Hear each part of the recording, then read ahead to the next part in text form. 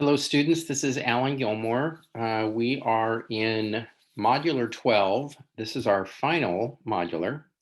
Modular 12, Chapter 12, Older Adults, Needs and Services.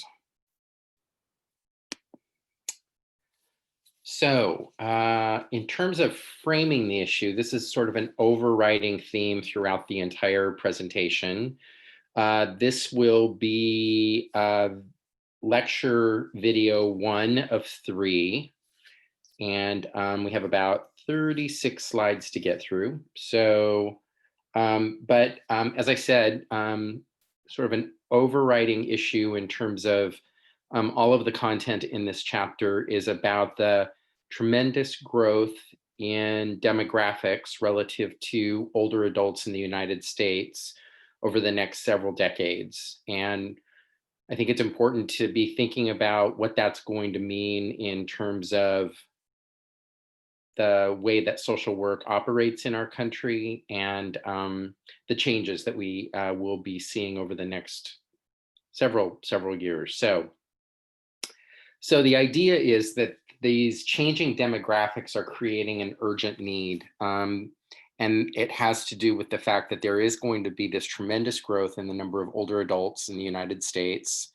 And that those are older adults that may need a certain level of social work service over time.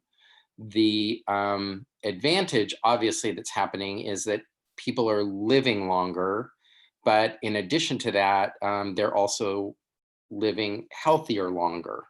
So if most often the reason that a social worker becomes involved with an older adult is related to health issues, that will be an interesting dynamic that you'll want to keep track on and see whether that's actually occurring. But if older adults are living longer and staying healthier later in life, then what we see happening is that we may not see as much of an impact on social work as we may expect.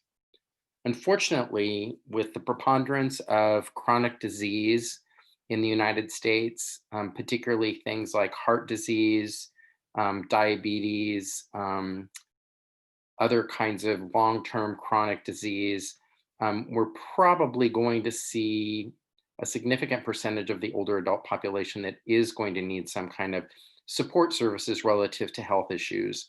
And of course, as health declines, you begin to see a variety of different kinds of other issues that may emerge. You could be seeing issues around home services or people being able to remain in their home safely. All of those related back to a potential role for a social worker. So let's take a look at some numbers. Two factors: longer lifespans and aging baby boomers will combine to double the proportion of Americans age 65 and older during the next 25 years to about 72 million. By 2030, those that are 65 and older will double to about 71 million, representing about 20% of the US population. And by 2050, 65 and older will total 89 million people, or more than double the number of older adults that existed in the United States in 2010. So as we said, Americans are living to be in their 70s, 80s, and beyond. The leading edge of the baby boomers reaches age 65 in 2011. Let me see if I can remember the figures. Baby boomers are individuals who were born, oh shoot, I want to say between 1946 and 1964, I think. Don't hold me to that. So it's a clump of people. The war was over. World War II had ended. The soldiers were coming home. And voila, all of a sudden we had a lot of babies being born in the United States. So that's what's referred to as baby boomers.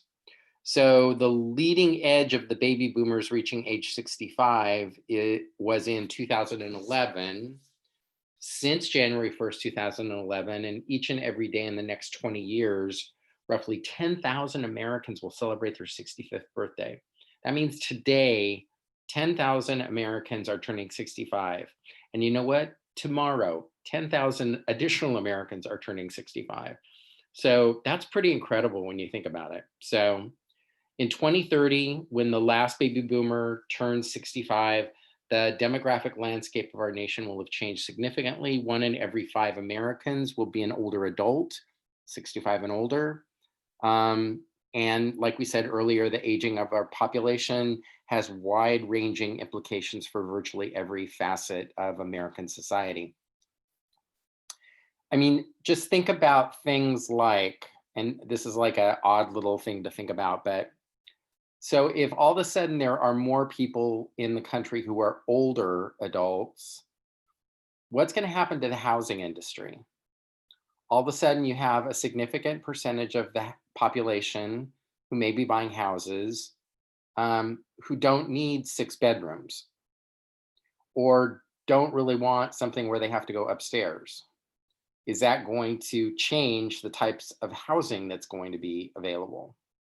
Um, I think there's some dynamics here that kind of go along also with the reality of what we're experiencing right now, where you're going to see even more of an increase in terms of online shopping and the convenience of online shopping, online delivery of services, delivery of food, those kinds of things, simply because people are maybe going to, a larger percentage of our population is going to be possibly less mobile than maybe previously we had. So just some interesting things to take a look at relative to the overall population. So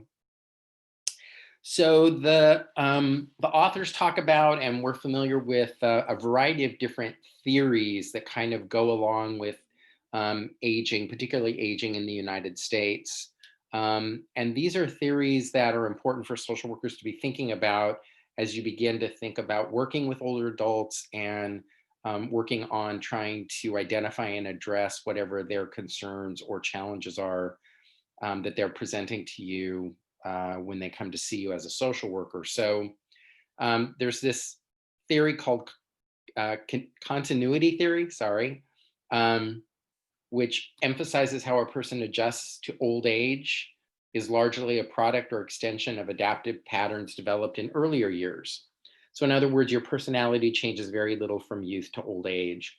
What this is really saying is that if you had challenges as a 20-year-old, if you had challenges in terms of adapting to change as a 30-year-old or as a 40-year-old, you know what? When you turn 65 and maybe retire from your job or find yourself becoming a widow or a widower, you're going to have challenges because it's kind of the nature of your personality. But if you've pretty consistently been able to sort of rock and roll with things and that life has been pretty stable and pretty straightforward, and you've been able to kind of survive the hurdles and that you still kind of are up and going, then when you begin to hit some of those challenges that older adults are likely to experience, again, ending of a career, retirement, death of a spouse, you're going to use those same strategies that you used when you experienced challenges earlier in your life to be able to get through those. So um, it kind of goes back to the strengths theory and kind of talks about that you'd want to really be working with that particular person to help them identify the fact that there have been previous challenges, you've survived those. What did you use to get yourself through those? Those are the same things that you can use to get through the current challenge that you're experiencing. Um, Activity theory, based on the premise that social activity is the essence of life for all ages and that all people must maintain adequate levels of activity if they are to age successfully. So what we know is that older adults who find themselves isolated, who are homebound, who are not able to interact with other people, and obviously this is even more of an issue given the current set of circumstances that we're experiencing with COVID, that's not in the best interest, or it's not adequate in terms of addressing healthy mental health for older adults. So whether it's FaceTiming with family members, whether it's Zooming with family members, whether it's once a week scheduled going out to lunch with people, something like that, something that keeps people socially active. sometimes moving into a retirement community, moving into a facility where it's all older adults that are all living, that can be a great way of being able to sort of address isolation that some older adults experience. So developmental theory, this is really just the theory of human development. That our environment is constantly changing. We've talked a lot about environmental theory. These demand changes as the individual moves through the life cycle, and that a person positively adapts and finds new life satisfaction based on mastering new tasks as they move through the life cycle. So, again, as people find themselves in situations where they're no longer working, when maybe they now find themselves living alone, or maybe their children aren't, they're not as involved in their children's lives as they have been in the past. Um, the goal is to help clients and help individuals discover new things that they might be interested in doing, new challenges, volunteering. Some people decide to go back to work, maybe not full time, but part time. Some people get super involved in their grandkids' life. Um, just a lot of different options, but it's important for people to be thinking about that you're never too old to learn to do something new, and that just because you're retired doesn't mean that you now go sit in your recliner and whittle away. So exchange theory. This is a theory based on the premise that relationships are exchanges of goods and services, with those in power having the goods and services in relation to aging. This theory attributes to social withdrawal of the elderly as a loss of power as they lose their income and move to pensions and Medicare. And this is something that we haven't really talked about, but we are going to talk about in the modular further on down the road, is for a lot of older adults, what you're finding is they're also seeing a real change in their income. They're going from being full-time employed to maybe being on Social Security. Maybe there's a pension that's supplementing that. Maybe they're working part-time. Those kinds of things. So that whole change in terms of income, and the whole issue of maybe even having to change medical providers because of things like having all your medical care now being provided for through Medicare. Those can be contributing factors to where people may have struggles and challenges as well. And finally, social emotional selective theory relates to persons in later stages of life that suggests that positive relationships often increase longevity of life. And that as people age, they narrow their social emotional relationships to those that are most meaningful. So as a person finds themselves, again, retired or widowed, um, they may find themselves also sort of narrowing the scope and breadth and depth of the people that they associate themselves with. Um, we just went through the whole piece, the whole discussion board on surviving the psychological impacts of COVID. And one of the things that the doctor talked about was 5 friends, right? Or 5 contacts that you are in regular contact with at least, once a week or whatever. So that's similar to what we're talking about here, that there's maybe not a lot of interest on the part of an older adult to invest in a lot of different social relationships, but maybe they're particularly interested in just having maybe 5 really good relationships. And usually most of those relationships are with family members, their children, their grandchildren, their friends from years and years and years, those kinds of things. Um, so retirement. Pretty probably most folks understand what the definition of retirement is, but just so that we're all on the same page, this is leaving paid employment, usually because of advanced age. Retirees may receive pensions or Social Security benefits depending on their work history and eligibility for such programs. Quite frankly, there are very few organizations that are still providing a pension that they actually pay for. Many programs, many employers um,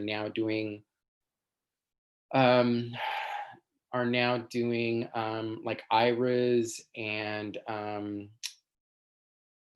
different kinds of investment programs where they may contribute to the the investment portfolio, and then you have an opportunity as an employee to have a deduction taken out of your check every week or every month or whatever, and have it contribute to that as well. So, um, however, it's important to recognize that there's no universal definition of retirement. So, depending on culture, depending on the country you live in, depending on the kind of employment or the kind of work that you did, um, you may find people who are retiring much earlier than you would be thinking, while others may find themselves, way into their 70s and 80s and still not retired. Um, as I said earlier, income usually at retirement is drastically reduced. There are some concerns as to the future of the Social Security system. It seems like every time we see a new administration come into office in Washington, there's some kind of discussion about how expensive Social Security is, how fragile it is. We don't have as many people paying into Social Security as we need in order to be able to maintain it as a system. So there's often kind of conversations and discussions whenever there's a new administration that comes in Washington about what are we going to do about Social Security? How are we going to address it? How are we going to sustain it?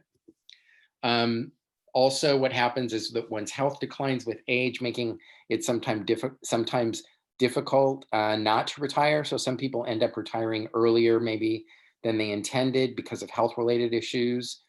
And most older adults rely primarily on Medicare for their health care. So, Medicare is something that you qualify for at the age of 65. You have to apply for it when you're 64 and a half. And it is a program that provides some basic level medical care. There are what are called Medicare supplement programs, which help to cover the cost of some of the other pieces of Medicare, um, or other pieces of what you need that Medicare does not provide. So it's a fairly complex situation or system, and it becomes important as you get older to become more familiar with it. So the other thing about older adults is their family and their family situation.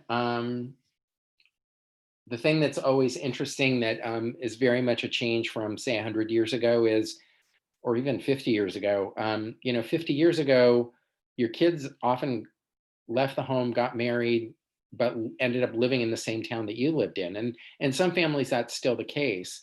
But I mean, you certainly do have now, children who, graduate from high school, go to college, get married, and now live in another part of the world.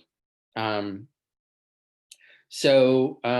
Relationships between older adults and their families, their children, their grandchildren, is different, often having to do with the relationship or the location of where those additional family members live. However, for most older married couples, they generally express satisfaction with their marriage. When older adults encounter health problems, they often turn to their adult children for support. Again, could be challenging if your adult children do not live in the same community as you do. Families continue to be a viable resource for older adults in terms of care and support, emotional support. And the children of older adults are often referred to as the sandwich generation. And we've talked about this in previous modulars, where you have someone usually somewhere in their 40s, maybe 50s, that maybe still have children at home that they're raising, but are now also finding that they have to lend support to their older parents for things like, we got to get dad to his doctor's appointment, or somebody needs to pick up his prescription, or I need to go over and help clean his house, or whatever it is. So, but they're a caregiver, they're a support system for, again, both their children, particularly if they've got children who maybe are in their, not in their teens, but actually in their 20s, but are maybe still living at home, as well as their parents. So let's talk a little bit about caregiving. It's defined as the provision of emotional support and, in time of illness, care for elderly parents by one or more of their children. We want to take a look at some statistics around who are the caregivers. What's the economics of caregiving? What is the impact of caregiving? How do you balance caregiving if you're also working? And how do you balance caregiving and health issues? So there was a publication, a study that was conducted that I always reference because I think it's so interesting. And the study was entitled Caregiving in the US, a focused look at those caring for someone age 50 or older. So the purpose of the study was to present a portrait of family caregivers, being able to compare caregiving in the past with what was then in the present. There was a national profile of caregivers, first emerged from the 1997 Caregiving in the US study. So what they did was they did this particular survey, this particular study, and they did it in 1997, 2004, and then again in 2009. And so the final study was based on the 2009 data, which was the third wave of the study. And all three studies inquired about certain core elements of caregiving situations while also exploring anything new that had emerged since the previous survey. The report estimated that in 2009, there were at least 43.5 million caregivers who were age 18 and over. This is equivalent to 19% of all adults who provide unpaid care to an adult family member or friend who is age 50 years or older. So let's just pause for a minute. I want to make sure we're really, really clear on understanding a couple of things. Caregiving, again, as stated in this statement, is not just to family members, but sometimes you may be a caregiver for a friend or a neighbor. And the other thing I want to really emphasize is caregiving can be anything from very, very minimal to very significant. So it can be something like, I help my mom with her grocery shopping. When I go to the store, she gives me her list, I buy her stuff, I go, I drop it off. That's my extent of caregiving.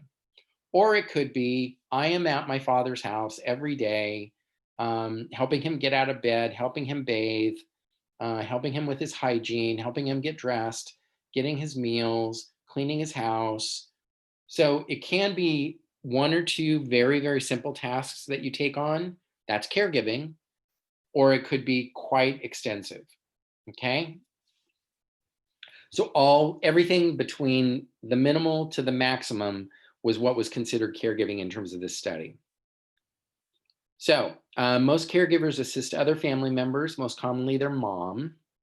Caregivers and care recipients continue to be predominantly female. The average age of today's caregiver is 50.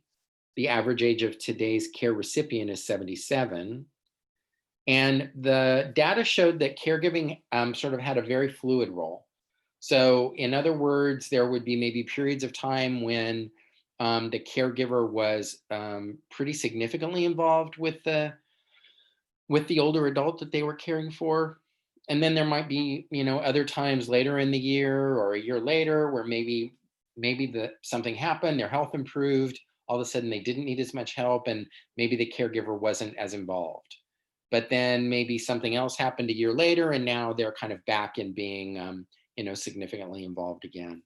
And the other thing I want to point out is that caregiving doesn't necessarily end when an older adult relative relocates out of their home and into something like a care facility, like a retirement home or even a nursing home or something like that. So, because what you see is that it may not be that you're necessarily providing hands on care, maybe you're not helping them with bathing or meal preparation or those kinds of things, but you're often the one that's providing them with emotional support and emotional care. Okay. So, just in terms of that fluid role, for example, on average, people are caregivers for 4 years and provide 19 hours of care in an average week.